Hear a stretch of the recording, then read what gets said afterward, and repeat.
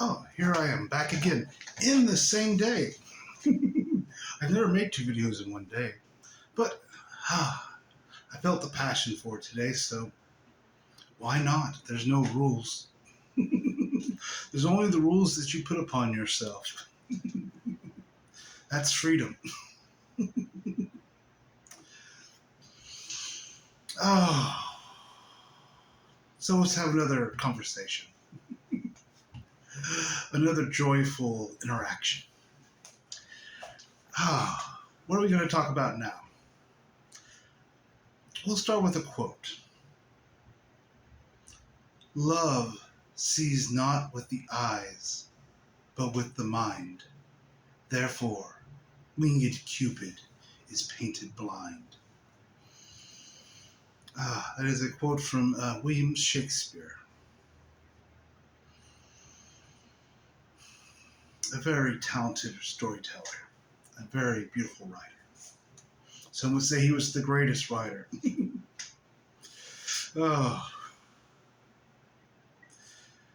but that is a beautiful line. Love sees not with the eyes, but with the mind. Therefore, winged Cupid is painted blind.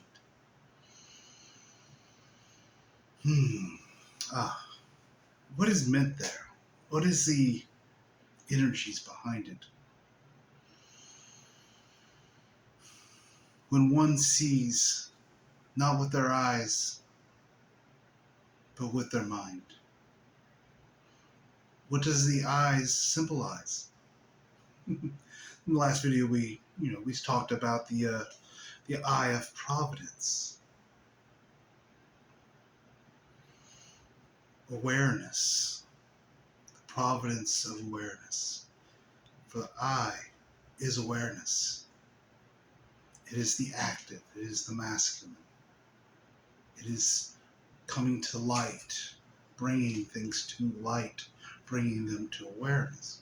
When one does not see with their awareness, with their light, but instead sees with the mind, they are blind. Because the mind can only show you a copy. We talked about this in the last video. The mind is a copier. It takes things from the past and reassembles them to what it thinks it is. It cuts out, edits out, filters out anything it doesn't understand and gets rid of it.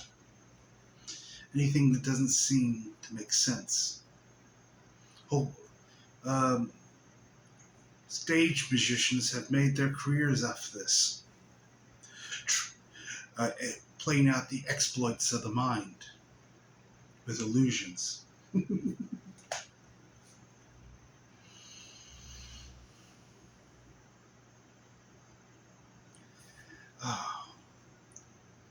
When you walk just with the limitations of the mind, when you see reality as just that, you are blind. You're blind to all that else is there.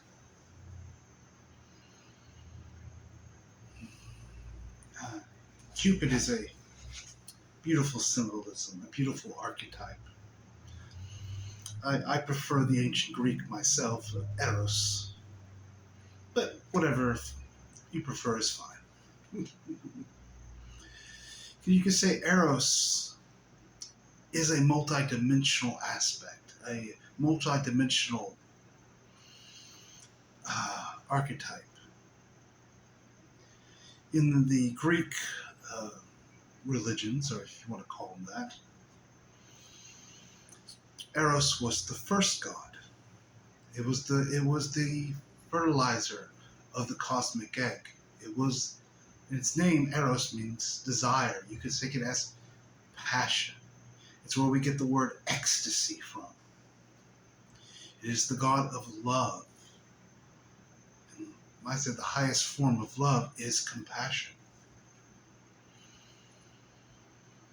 It's from this compassion, this love, this desire that creation comes. Your desire to experience, and therefore it is. But little Eros, or Cupid, is also the grandson of Zeus. That makes him a beautiful fascination. How can you be the grandson and the first god? I love symbolism. I love paradoxes because they don't exist. Paradox is just something you have yet to realize.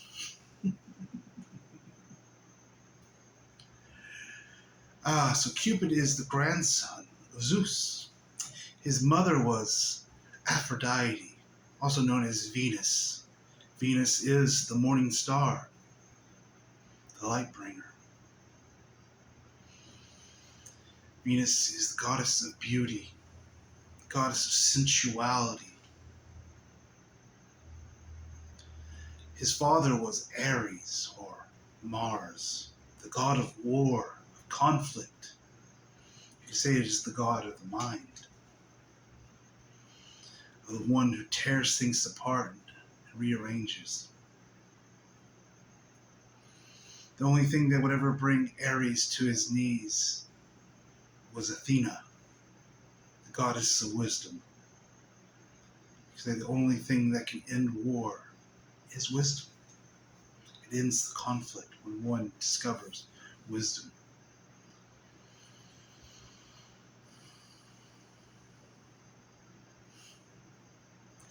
When I was in my teenage years, there was a popular book at the time called, I believe, Men Are From Mars and Women Are From Venus.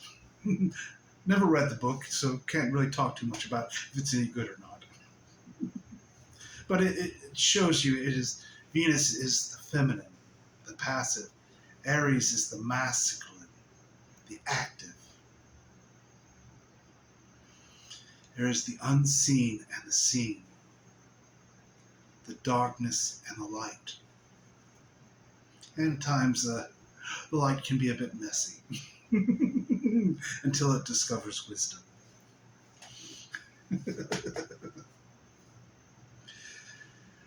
So little Cupid. Little Cupid was the son of Ares and Aphrodite, of war and of beauty.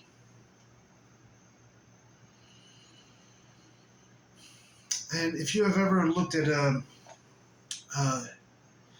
paintings of the great masters of old, who did a lot of work with Greek and Roman symbolism, you'll see Cupid is shown at many ages. You can see him as almost as a baby, to a young boy, to even a young man. Another way, he is multidimensional. He is not limited to one form. It symbolizes growth. You can say the baby is before he comes into maturity, into that almost a spiritual maturity. As a young man, and he getting ahead of ourselves here. We'll say one thing I love about this too is there's a beautiful energy equalization, or energy that kind of comes together with another divine child. For Eros is a symbolism of the divine child. In ancient Egypt, one of the divine childs was Khonsu. Khonsu, people believe it means nowadays is the traveler, something of that nature. One who travels. They're not very sure. You could say that Khonsu meant one who moves within time, one who goes through experiences.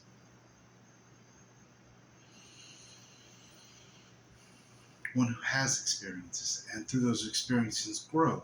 Because Khonsu, as Cupid, was shown at different ages, different levels of maturity. And he would grow into old age with every sunrise. And as the sun rised, as the illumination came, he would be reborn almost like a phoenix into an infant or the infinite, reborn into a child again in the light.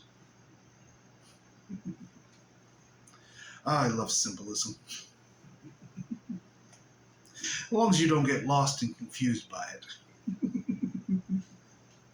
Keep it simple. Don't think too much about it. Just feel into it. Like I've said before, most things are better left at the heart and not taken up into that dusty old attic you call the mind. Leave the sacred at the door. So you have Eros, Cupid, whatever you wish to call him. He is symbolism of coming into maturity. Because his name means desire, passion, a lover of experience. And that's what little Cupid does. He runs around the forest shooting his little golden arrows, his little beams of light, little sunbeams, at unsuspecting people, making them fall in love. And he gets in all kinds of trouble. You see, he's that first little rascal. Oh, that Cupid's always getting into trouble. Always chasing desire. Well, you could say he was considered to be a mama's boy. You know, he was always said to be doing whatever Aphrodite told him to do. With beauty, he was always attracted to beauty. Always seeking out new beauties in different ways. Physical beauty. That's all little Eros knew was physical beauty. And he would go out and search for it, shoot his little arrows. Until one day, he was out in the woods and he came across Psyche. And he found her so beautiful, so beyond compared to anything else. Psyche, the soul, that he stumbled and he tripped. And on doing so, he cut himself on his own arrow.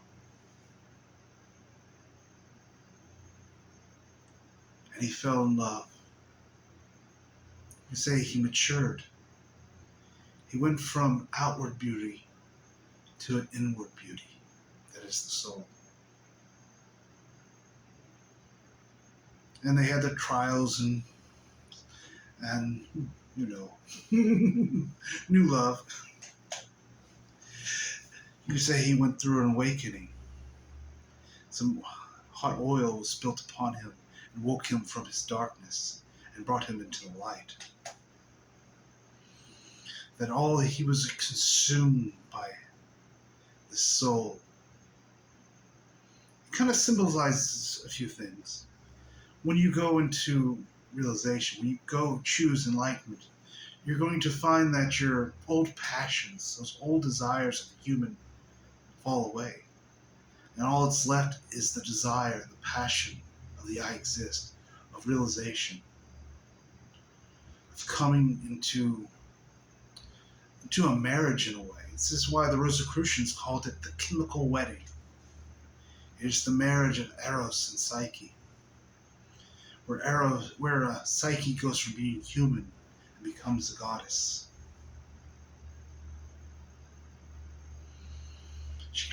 First she has to go down into the underworld, into the dark, into the deepest depths. And then she is brought up again. She ascends into being a goddess. Oh.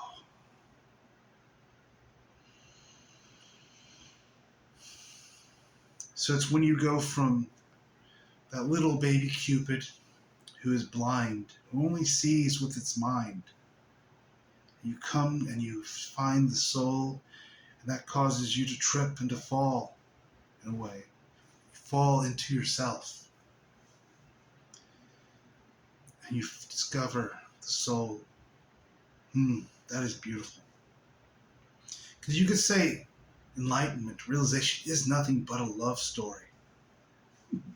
It really is. It is a love story of yourself. It's coming into love, into compassion of yourself. And that is it's the greatest love story. Because after enlightenment, you'll never be looking for a soulmate again. You have your soul. It's within. Why would you need someone else to bring that to you? Oh.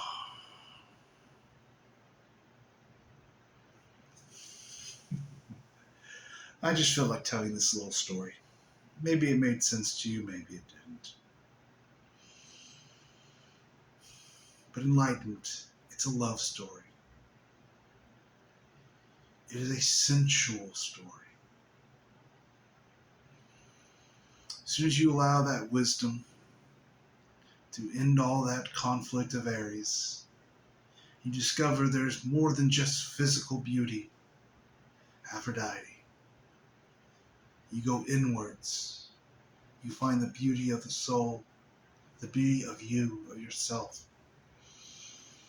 I was told once true beauty is acceptance, compassion, and gratitude. That is the truest beauty. And that is what you find when you look into the soul. And then you get to take it, to embody it, and birth it into this reality. This is why Eros and Psyche gave birth to a daughter, Hidden, which meant bliss.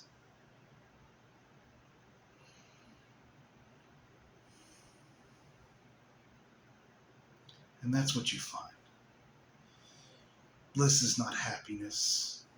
It's just being in love with yourself. It's being in that ecstasy of the self.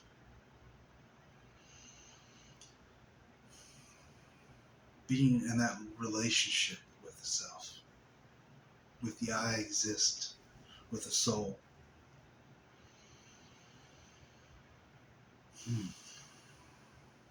I think that's all I needed to say today. I send my love and compassion to you. And I thank you as always for coming on by the Master's Quarter.